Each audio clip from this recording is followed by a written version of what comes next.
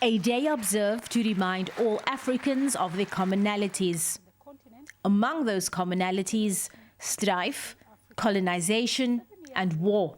But the University of Johannesburg's Pan-African Institute head, Professor Adikeye Adebayo, says it's no longer all doom and gloom, saying in more modern times, positive steps have been taken. Unlike the OAU Charter, for example, the AU's Constitutive Act of 2000 actually allows for intervention in cases of egregious human rights abuses, instability, and unconstitutional changes of government. And that is revolutionary when we consider that the OAU had a very rigid, non-interventionist stance, which permitted human rights abuses to happen across the continent in places like Uganda, Rwanda, Burundi. So this is quite revolutionary. He says African governments need to address their ongoing governance challenges and observe the rules of democracy. National Assembly Speaker Thandi Modise agrees.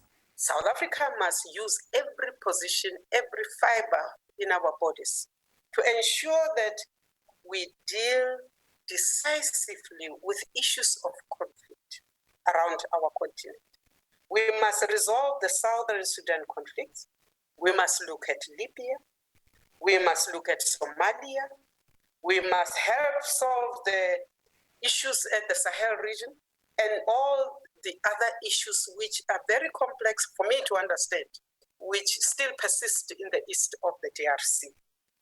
We cannot begin to talk about integration if we are unable to make people talk, to make people resolve their everyday issues.